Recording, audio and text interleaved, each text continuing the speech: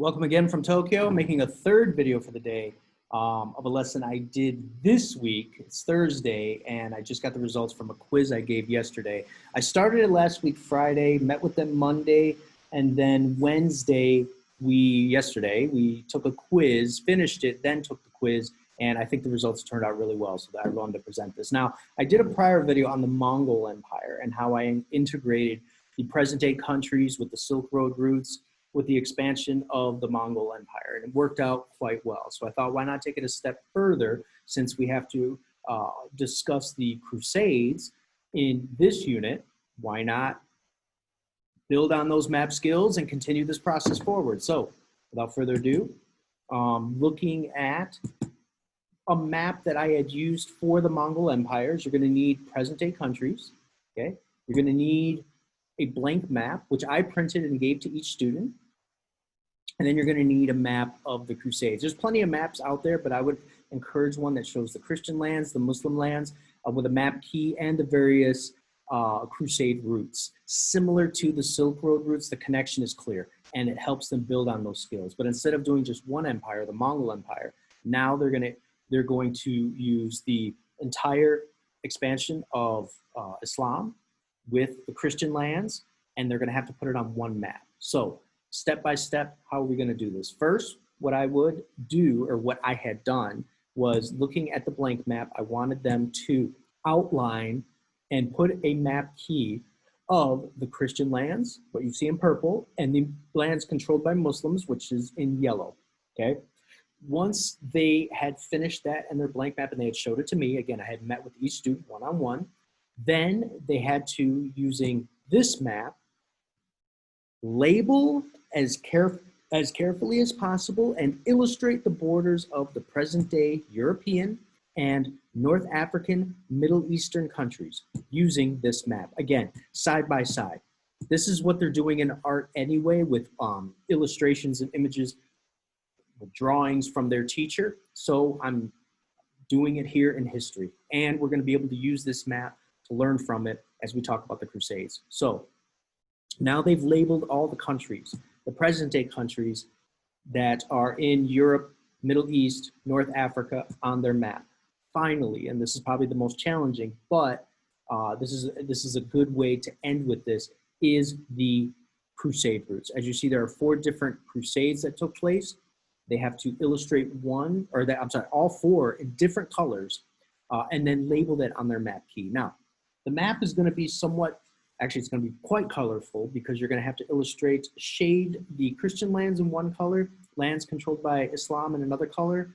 The countries, they could just highlight. I encourage them to use either dark pencil or black, and then the different Crusade routes are gonna be illustrated in another color, okay? And one of the reasons I wanna do this, again, similar to what I had done with the Mongols, look at the social, cultural, political impacts that you see not only in Europe and North Africa and the Middle East today, okay? So what do the results look like? Well, I wanted to show some examples. And again, this is at a grade 6, grade 7 level. As I looked in some books, some of my books and some of the content areas in grade 8, grade 9, this is where they're gonna be integrating more than one map. But I said, because I was successful with the Mongols and doing that map exercise, why not try it with the Crusades in Europe and North Africa and the Middle East? So as you see here, you have your map key at the top, okay?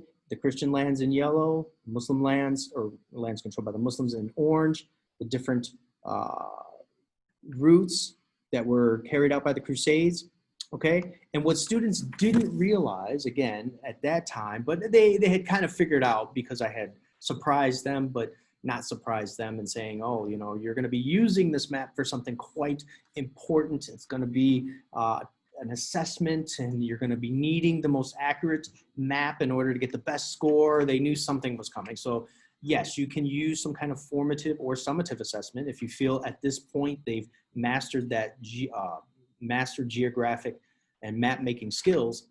You can do that, but in any case, see a different version, again, using marker, highlighting the North African Christian lands, present day countries, and then the different Crusade routes. And then again, being able to read their map using a map key.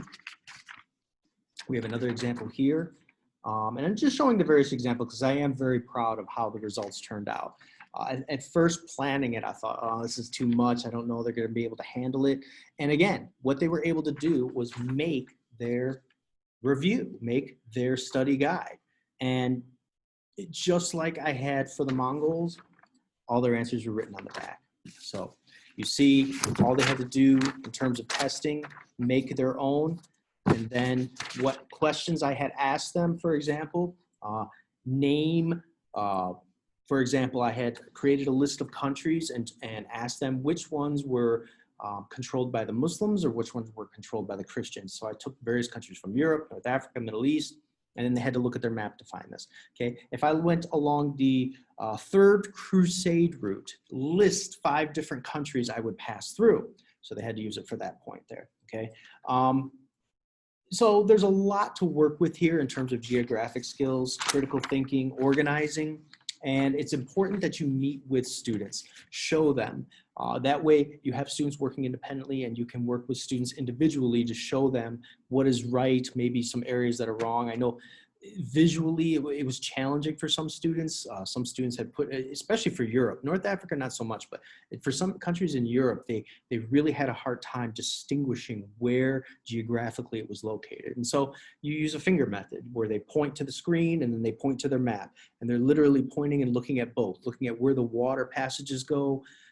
Those methods help. Another is to have it both on the screen. So if we use this, for example, they can literally go back and forth, and I want them to touch the screen, taking 2 fingers to put on the screen to literally measure and or look at and justify where that location is. Well, I think Germany's here, where I think Poland is here. Well, how do you know? What is located next to Poland? And you can see north of Poland, there's a waterway, the Baltic Sea, and you can see there's different river passages that go through it.